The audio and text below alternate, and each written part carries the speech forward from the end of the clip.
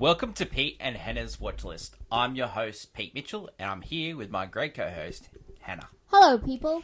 Hannah, we're here today for AFI Top 100 10-Year Revisited. That's right. But before we begin, let us tell the viewers and the listeners what they should do. Pretty please leave a like and subscribe to our channel. Mm-hmm. Leave a comment down below any of your feedback, good or bad.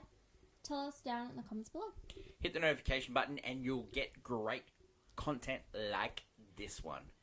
On today's show, we are reviewing Nashville, which is movie number 59 on the AFI Top 100 10-Year Revisited list. Yes. Hannah, it was not on the original list. No, it's wrong. Just jumped out of nowhere and got to number 59. That's true. Have we seen this movie? Never. Never. Where did we watch it? Apple. We rented it. Yeah. Elevator pitch. We follow the life of 24 different characters in Nashville. Yes. Nashville is about greed, aggressive ambition, self-serving characters, and opportunistic politics. And all of these characterized in present-day America. Well, actually, it's actually present-day America now as well. It hasn't changed. It hasn't changed. They also pointed out this film was not just critical of America, but patriotic. Yes, of course. The studio was Paramount. Mm-hmm. Paramount had a pretty good 75. Mm-hmm. With the big hit of 3 Days in the Condor, which is in the top 10. I have heard of that movie. But they had a huge 74. They had Godfather Part 2, The Conversation, and Chinatown. 3 classics in 1 year. Yeah, okay. This movie, back to Nashville, was released on June 11th, 1975, and it goes for 160 minutes. Yeah. 160 people. 160. If you haven't seen this one, you're in prepared for a ride. The budget for this one was $2.2 million. Mm-hmm. Story behind this movie. In 1970, United Artists attempted to hire Robert Altman to direct a screenplay about country and western music titled The Great Southern Amusement Company. Yes. Altman declined, but was interested in directing a film on the subject. After reading William Price Fox's novel Ruby Red, and agreed to make a film for United Artists. The original screenplay for Nashville was written by his long-term collaborator Joan Tewksbury, who had worked on several films with Altman, including McCabe and Mrs. Miller and The Thieves Like Us. She had proposed a Nashville film set to the film prior to his filming of McCabe and Mrs. Miller, but he sent Tewksbury to Nashville in the fall of 73 to observe and gain understanding of the people that were living there. Yeah, so to speak. So she made observations. She finished the film. One of the film scenes of the pile-up. Yes. She actually was in a pile-up in Nashville. So, just things like that. Tewksbury was working as an instructor at the University of Southern California, rewrote the screenplay several times from the original draft, and the film opened with a scene featuring Tom in the street of New York City prior to his arrival in Nashville. But this was changed. Tewksbury had also partly inspired to write the film of observations of the music industry being pulled apart. The country and western thing suddenly exploded in Nashville in the early 70s. Yeah. And, musicians still have to go to, New York and California to get paid, the big money. But Nashville was the epicenter of country music. Yeah. Altman, who had a penchant for the tragic, he proposed the idea of Barbara Jean would be, spoiler alert, taken out in the final scene. Yeah. Altman also conceived the political subplot, and he added the presidential candidate, Philip Walker, which is in the South. There's all these little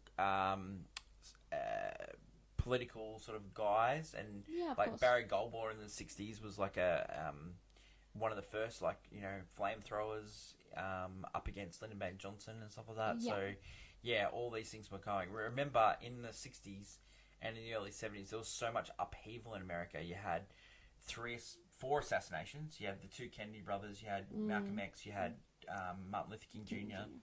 You also had the Vietnam War going on. You also had Richard Nixon getting kicked out of office. Yeah. All these things are all happening, and it's all a melting pot in the US. And Times are this changing, draws quite literally. Robert Altman in, and he has a like this character in mind, this Hal Walker Phillip, and you don't even see him on screen. You just hear him. You hear his ideas. You hear like all these people. That's true. Yeah. They speak of him and such. Yeah. The political speeches with the dialogue. Altman's colleague Thomas Hall Phillips, whose brother Rubel Phillips had run for the Republican Party in Missouri. In Mississippi in 63 and 67. So that's where he got some of the ideas. Numerous characters in Nashville are based on real country music figures. Tell me all about So Haven Hamilton's character is a composite of Roy Elkoff, Hank Snow, Porter Wagner. See that? Ronnie Blakey's character Barbara Jean is based on Loretta Lynn. So Loretta Lynn is like the coal miner's daughter. So her husband, by Tommy Lee Jones in the movie, is played in this one by the same guy that played the chief of detectives in Beverly Hills Cop 2. You got the Peter, Paul, and Mary trio. So that's Bill and Mary was inspired by Bill Denoff and Taffy Nivet. Keith Carradine's character, who is Tom, is based on Chris Christopherson. And Chris Christopherson was a Star is Born with Barbra Streisand, famous songwriter. Connie White, who was played by Karen Black, she's a composite character of Lynn Anderson, Tammy Wynette, and Dolly Parton. Other characters, Lynn, played by Lily Tomlin, she was inspired by Louise Fletcher, who had also been in Altman's Thieves Like Us. Oh, interesting. Charlie Pry was a character in this. Fist Jubilee Singers, Howard K. Smith, the reporter. All these things are in the melting pot of what we're talking about. Of the characters he'd employed. This movie was produced by Jerry Weintraub. You might know him as a producer of Karate Kid and the Ocean's movies. Wow. There you go. There's a famous documentary on Jerry Weintraub, and it's quite good. He's a bit different character. Yeah. Okay, well. So this movie was nominated for many Oscars. Robert Altman actually was nominated 7 times for Oscars and never won one. Oh. Altman emerged with his original success of MASH in the 1970s. He was born and raised in Kansas City, Missouri, and he actually flew over 50 missions as a bomber pilot during World War II. Oh, joy. After the war, he directed numerous episodes of shows like Bonanza, and then he did the satire of MASH, which I think is his best film, in my opinion. A lot of people think Nashville is, but I think MASH. And we got, out of MASH, we got the TV show. The TV show, yeah. Altman made great movies like Nashville, McCabe and Mrs. Miller, The Long Goodbye. Recently, in the last 20 years, 30 years, he made The Player, Shortcuts, Gosford Park.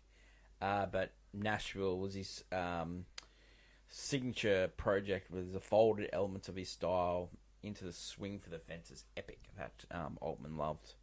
All right, there's many characters in here. So you got David Arkin, who played the chauffeur. Yeah. He was one of the characters in MASH as well. Barbara Boxley, she played Lady Pearl, and she was like a character actress. Yeah. She was Haven Hamilton's wife in this, and she talked about the Kennedys in this. Yeah. Ned Beatty, who played one of the bad guys in Superman. He was also in Deliverance. Done heaps of movies recently. He's Haven Hamilton's lawyer. He's also married to Lily Tomlin's character, Linnell. Yeah. So Karen Black, or as I already said, she played Connie White. She was in The Great Gatsby. Oh. Renee Blakey played Barbara Jean. She was in many different movies throughout the 70s. So she played sort of the Loretta Lynn character. Timothy Brown played Tommy Brown. Timothy Brown was in MASH. He also played like the sort of the Charlie Pride character. Keith Carradine, like he's in so many movies. Like he also played Madonna's love interest in the Material Girl film clip. Oh, okay. Recently, we saw him in Afraid, the the AI movie. AI movie. Yep, he's the old guy that sells his company. So he plays Tom Frank in this. Yeah. Geraldine Chaplin, who plays Opal, who is the BBC reporter. Yeah. She was in Dr. Zhivago. Big fan of hers. Robert Gray played Wade Cooley, who was the cook in the airport restaurant and is a friend of Sulene. Oh, okay. Yeah, he. Oh, yeah. Yeah, he's in many like movies and TV shows. Seen him, Shelley Duvall. She played the L.A. Joan. Yeah, she played Martha. Yep. L.A. Joan. She was star of The Shining. Alan Garfield, who played Barnett, who is the husband of Barb Jean and played the chief of police in Beverly Hills Cop 2. Yeah. Henry Gibson played Harvin Hamilton. Now, he was the guy who was in the Blues Brothers, and he played like the Nazi leader. Oh, okay. Classic. Okay. Scott Gillens is in this movie. He plays Vietnam War hero. He was like in heaps of movies. Like he played one of the main characters in Backdraft, and like he was all the right stuff and all that stuff like that. So Scott Glenn, huge character. Jeff Goldblum plays like a little role in this as a silent tricycle man. He has a big flurry yellow glasses. We know him from like the Jurassic Park movies. Oh, and so just heaps of characters. So Lily Tomlin plays Lillian Reese, gospel singer, wife of Ned Beatty. She was in 9 to 5, of course. And just heaps of different characters. Yeah. Too many to tell, really. Too many. Reaction to the film at the time. So the box office was $10 million, which is made it the 27th highest of 1975. Critics loved this, but they turned on the movie late. So Nashville received significant attention from critics like Patrick Mulligan of the Boston Globe, Pauline Kael. So we've mentioned Pauline many times. Mm-hmm. She described it as the funniest epic vision of America ever to reach the screen. Gene Siskel and Roger Ebert and Leonard Maltin gave it 4 stars and called it the best film of 1975, which is high praise because Jaws was that year, and also One Flew Over the Cuckoo's Nest. Yeah. In his original review, Ebert wrote, after I saw it, I felt more alive. I felt I understood more about people. I felt somehow wiser. Isn't that a good movie? Man, God, get out of here. Get out of your life. If you don't know what people are like, that is not what people are like. I mean, it's more of a... It's like magnified. Yeah, like what they think Hollywood is, and they're pouring it onto a comic reaction, a comical caricature. That's the word I'm looking for. A caricature of people in Nashville, I would say. Okay, so let's talk about the backlash. According to film critic Ruth McCormack, after the initial wave of praise, there was critical backlash ensued. In the New York Review of Books, Greil Marcus in the Village Voice and John Malone in the New York Times wrote articles that range from debunking the hype and calling Nashville superficial, overrated, which I'm all for, to the absolute hating of this film and the shortcomings of it, with the pessimism, the cynicism, and the sexism. Yeah. Yeah. Very much. Can I also say racism should also be on that because there was a little bit of that in that movie too. Okay, so it was nominated for Best Original Song, which was the Keith Carradine song "I'm Easy," which it ended up winning. It's the only award that it actually won. It was nominated for Best Picture. It was nominated for Best Actress in a Supporting Role by Ronnie Blakely. She's probably the only one that probably deserved a nomination. The Loretta Lynn character. Sure. Yeah. Well, Lily Tomlin. She got nominated as well. I don't think she deserved it. No, but I like Lily Tomlin. I like Lily Tomlin, and Best Director was Robert Altman. It actually holds a record for Golden Globe nominations. It had 11.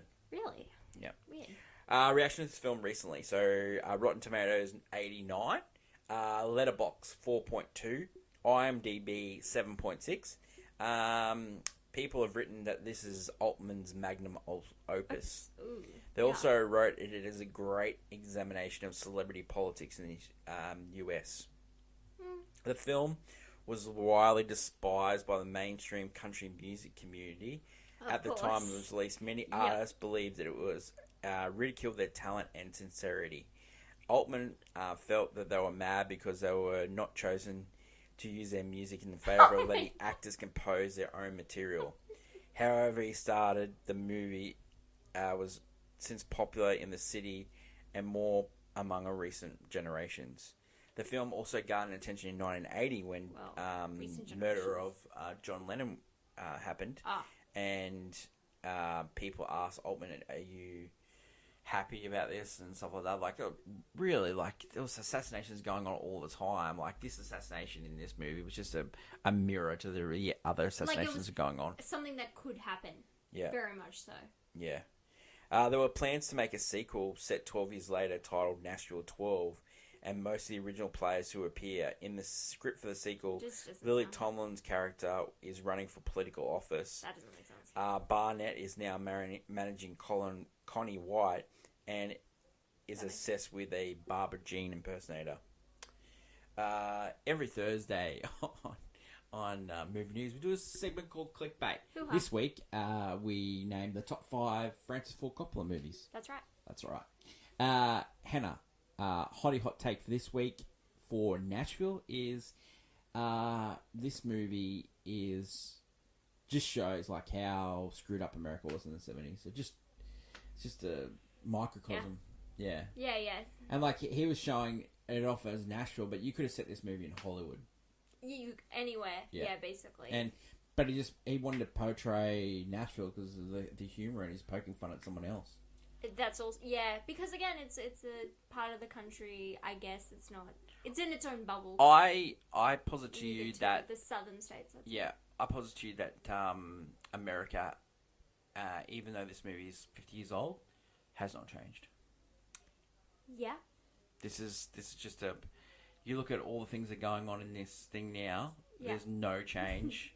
Yeah, because you know what? Something bad happens, and then we will just start singing. Yeah, that's what we do. Yeah, they just move on. We move on. Yeah, and like you're coming up with your own truths and all this stuff like that. All the things that are going on in Nashville is just perfect for today's society. Yeah. Especially in America. Yeah, that's the most interesting part of this movie. Yes, I agreed. It's reflection of the time. My only reasons to see. Yep. Okay. You? Mine is particularly this movie had a trailer, and we watched this trailer for this movie. Terrible trailer. And it was one of the worst trailers we've ever seen. And it made you not want to watch the movie. Yeah, because we saw a trailer for Who's Afraid of Virginia Woolf, right? Great trailer. The trailer was very much, it just said the names of the actors and the movie, and it just had the maniacal laughing of Elizabeth Taylor. And that's how you do names in a movie really well. Like, compelled you to see it, like hypnotizing the audience. Like, you don't know what's going on, come watch this movie to figure it out. Nashville was like, okay, we're going to cram every detail of this movie into a trailer, put every name of the star in the trailer, and you're going to go see it. It's like, no. That's way too much information for me to process. Cannot agree to you more. I can't do it.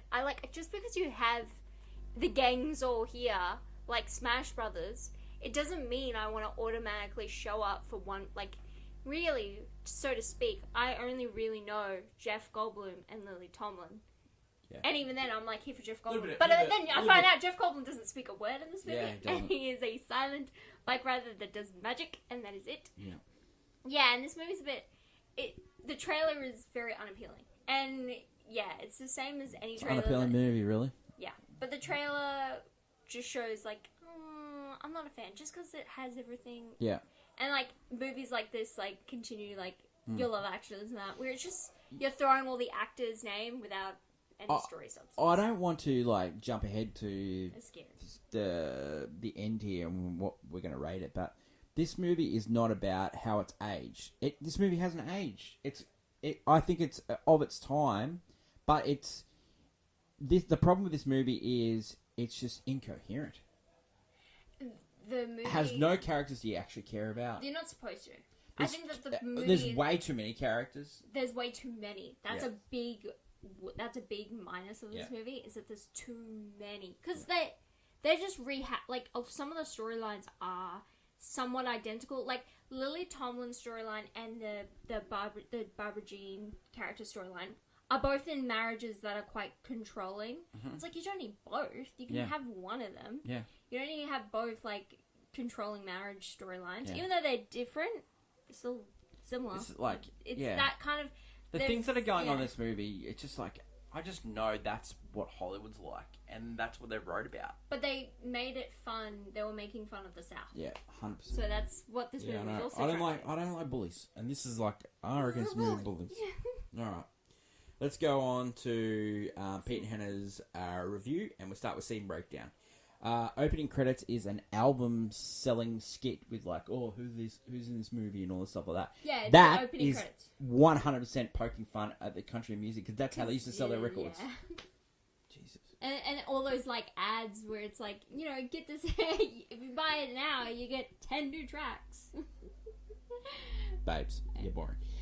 Hal Philip Walker is a replacement party candidate in the 1976 United States presidential election. He arrives in Nashville for a fundraising gala.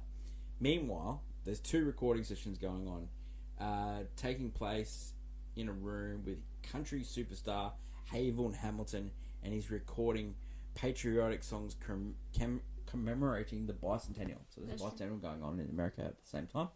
Mm-hmm. That recording studio, like when he's singing that song, like, all the people are just watching him and like thinking, "Oh, this song sucks," and he's getting right into it, Yeah. Meanwhile, next door, Linnell Reese, played by the great Lynn Solomon, a white gossip singer, yep, you guessed it, white gossip singer, records a song with the Jubilee Singers of a historical black Fisk University. Yeah. She really is strong on the southern-esque accent. Yeah, in this she's movie. got the southern belle. She's really we going also for get it. introduced to the BBC reporter, who is my enemy of this entire Just movie. about to bring that up. So, Opal, yeah. she's an English woman who claims to be working on a documentary for the BBC, though she refers to it as a British broadcasting company and attempts to listen into the sessions. She's my enemy of this entire movie. Yeah, she's I hate her so. terrible.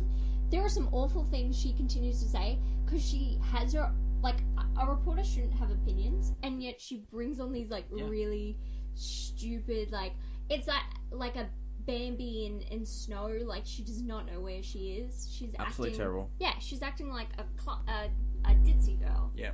In this place. I just don't we'll love bring it. her up many times through this.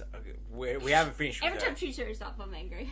So later the day, country singer Barbara Jean returns to Nashville following what the crowd believes is a burn incident, but actually she's had a nervous breakdown. Cool. She stayed in a mental hospital. She's greeted at Berryfield by local industry elites, including Haven and his companion Lady Pearl, who is a nightclub owner. Yeah. Friend of the Kennedys, she thinks. She says she's... also present is Glenn Kelly, who is obsessed with Barbara Jean and popular folk trio consisting of married couple Bill and Mary and guitarist Tom, who are in town to record an album. Yes. Yep.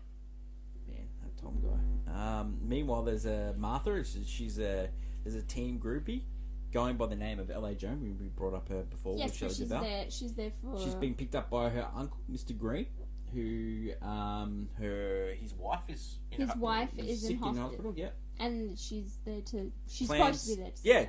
To visit Auntie Esther, but covertly plans to pursue musicians. In the airport cafe, there's Wade Cooley and his co-worker waitress Sue Lean. Is that supposed to be Lurleen? Lurleen Lumpkin. Yeah, there's a bit of Simpsons in this. I don't know. Yeah. I think Simpsons maybe employed some of these things for when they do country. On the tarmac, Barbara Jean collapses from heat exhaustion, and those in attendance only become stranded in a vehicle pile-up. So we get the vehicle pile-up we talked about. During the commotion, Winifred, an aspiring country singer, runs away from her husband, Star. Star then gives a ride to Kenny Frazier, who has just arrived to town carrying a violin case. Yeah. Yeah, that guy. Opal takes advantage of the traffic jam to interview Lennon, as well as Tommy Brown, an African-American country singer. That night, Sirlene performs at an open mic, Lady Pearl demonstrating no singing ability. Yeah, no, she can't do it. So maybe she's not based on Lillian, because Lillian could sing. Yeah, there was like a few characters that, even the ones that could sing, like they were like probably shouldn't be singing. Yeah. That's the crazy part. There was a lot of this going around. Meanwhile, Linnell's husband, Dell, has John Triplett, who's working on the Walkers campaign. So he's following him around. He has him over for dinner. Linnell's mainly focused on communicating with her two deaf children. Tom has crossed paths with Linnell a few weeks earlier, phones the house to ask for Nella on a date, but she dissuades him. So that's Tom, the country folk singer that's in town. It's like the and he, at the time he asked her on a date, he's actually in bed with someone else. Opal, the BBC but he reporter.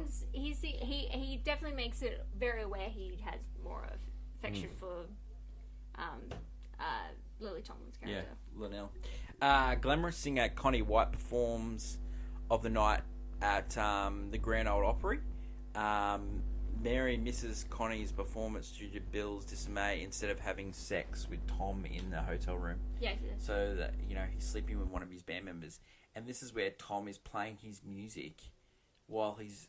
Yeah, you're like, this guy is an This guy is what an narcissist. You also get have Hamilton singing at the Grand Ole Opry. He's singing one of his classic hits, which is about him cheating on his wife and his family, but decides to stay because his family need him because the son wants to go fishing. Yeah, I feel like that's what... That this is one of those... 100% paying out country That music. is paying out country music. Yeah. That is like... At hospital, Barbara Jean argues with her manager and husband Barnett over Connie replacing her and accuses her of having another nervous breakdown because of him. We get the next scene. We get Opal meeting Elliot Gould. Yes. There's a couple of cameos in this. The next one's Julie Christie in the club and meets Havel Hamilton, and he's like, she's an Oscar winner, and then we go into the lady who owns the nightclub. Talking about the Kennedys, how the world's gone. Yeah, this is when you were like... I piped up here. I was like, okay, we're here. Speaking of the Grand Ole Opry, like you got the Charlie Brown sort of knockoff Tommy Brown, like terrible lip syncing in this. Like, what about like we've seen Goldblum a few times? In Gold Opry, he was there with the yellow glasses. Yeah. Sitting on the tricycle. It's just riding around places, Yeah, he seems to be, I guess, in a way, transitioning the story into other points. Like, he's the transportation for the audience in a weird way. Like, he goes in between the party to the Opry to the... Like, he seems to be always in the crowd. Yeah. Weirdly enough. I don't know. And then driving us to the next point. So there's another set piece. The next one is sort of like you got the Nashville Speedway into a church where I was like, Barbara you know what's American?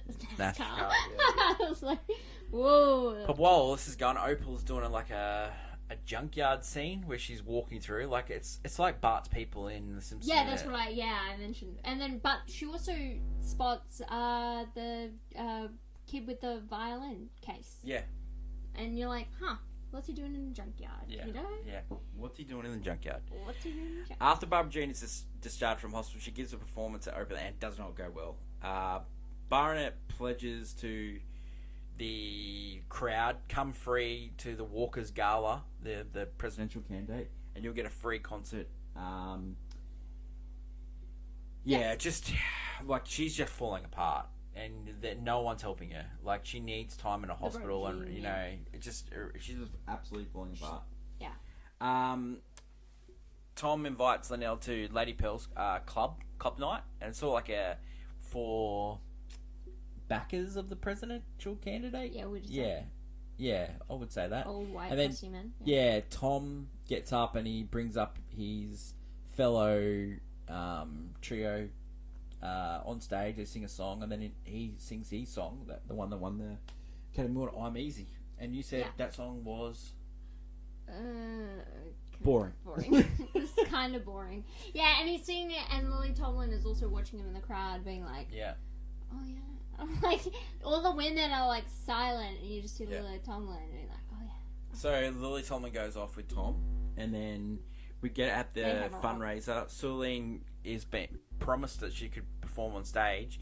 She gets up there, starts singing a Barbara Jean classic, and gets booed off stage. And then Ned Beatty says, "No, these people actually like you. You need to." But you need to do the thing That you are good at. You need to strip, And girl. so she So So- she realised they weren't really here for her singing, they were here for But her. she is promised to be played at the gala. Which, yeah. Yeah, That, if you strip, and so yeah, she does. so she does. So we go back and we get Tom doing his old move again, playing his music while he's entertaining. Yeah, Yeah. entertaining. And then Linnell's like, "Oh, I gotta go," and he goes, "Oh, do you have to? Can't you stay a little bit longer?" No, And then I so don't. he tries to make her jealous by ringing, He yeah, calls his up New Liz. York fling. And she's just not falling for it, and he's like so intrigued by her, like he Yeah, hasn't. she goes as far as goes up and kisses him. Yeah, Like, she knows what she's like, weirdly enough, she knows what she's doing enough, and he's just like a kid, like, oh my god, oh wow. and as soon as Tom sees Linnell leave, like he just stops the phone call with the New Yeah. York person. He's like, she goes, "I love you," and he's like hangs up. Yeah, he's So the next morning, we get all the performers and the audience moving over to converge at the Parthenon for the Walker's Gala concert.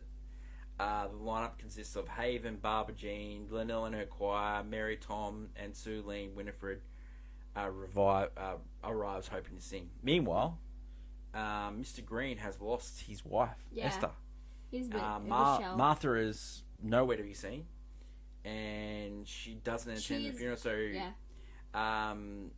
Old mate accompanies Mr. Green to Guy with the villain. the violin case. The Yeah, violin kid. dead set giveaway. So Barbara Jean's performance is a lot better this time. She's really Yeah, knocking one out of the park. she's there. Yeah, she's actually having a good one. Kenny gets his little violin case, produces a gun, and begins shooting Sort at of it. happening. A bullet grazes at Haven's car, and chaos breaks out. I will say, he waits until she finishes the song. Yeah. Etiquette. Yeah, that's true. Scott Glenn's character Kelly, he disarms Kenny. Barbara Jean is carried off stage and is like, she's dead. She got shot in the chest. Oh, Yeah, no, she's dead. she was dead. He also got a shot at the Haven, yeah, Haven, he's got yeah. just like a little. He got clipped. Yeah, he But got Haven's like, he's like got the microphone and he's yelling at the crowd. This ain't Dallas. This ain't Dallas. This is like, assassination. For Yeah, Kennedy. this ain't Dallas. This is Nashville. Nashville. We get things done Yeah. here. And we're gonna keep singing. And he's Get someone to sing. Get someone to Yeah, sing. Winifred gets up and she says that "Don't worry me." Eventually, Linnell's gossip choir comes on stage. They sing, and the whole crowd gets into it. Yeah, And then the credits come up, and they Yeah. sing The crowd just "Don't worry watched me." a murder happen. Yeah. And yet they're Yeah. like, yeah, okay, chill. And the best thing was, Opal, your girl, comes in and says, "What happened? What happened?" Like, Worst reporter alive. worst reporter. Terrible. The story is on the stage, and what are you doing? You're not. Oh, mate, seriously. I'm glad she missed it. I am glad Worst- she missed it. Worst reporter ever. She was the worst part of that movie by far. Okay, reasons to see this. I think it is a snapshot into the psyche of the Americans in the 1970s, and it was done a good job there. Reasons not to see, or did you have any reasons to? No, that No, seems it's good, right? pretty good. Reasons not to. It's too long. There's too many characters, and we don't care about any of them. Do you have any more? Reasons also not to. I think just the.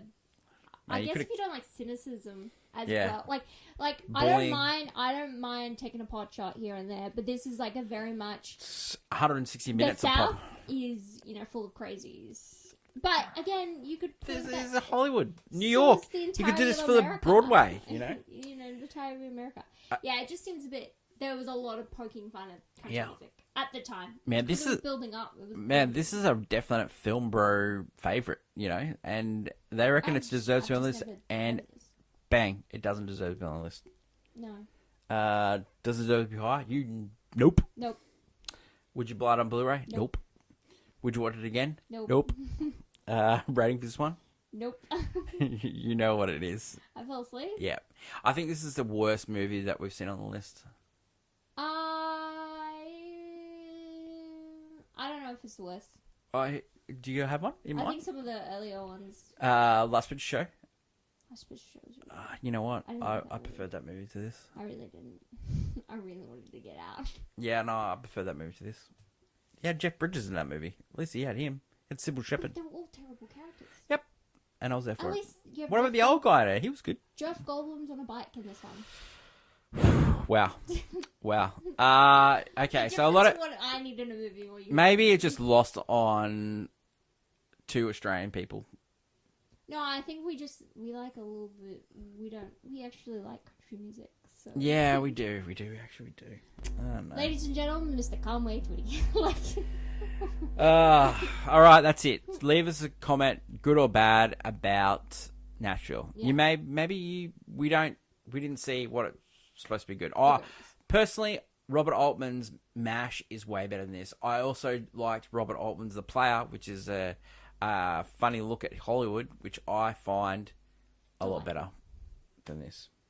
Next week, movie number 58, it's Gold Rush, starring the great Charlie Chaplin. And you get to watch that free on Tubi, or you can watch it free on YouTube. Yeah, you can find a copy somewhere. There's a copy. Great times. You can watch that before we film next week. Mm-hmm. That is my lovely co-host, Hannah. Hi. Great to see you. Thank you.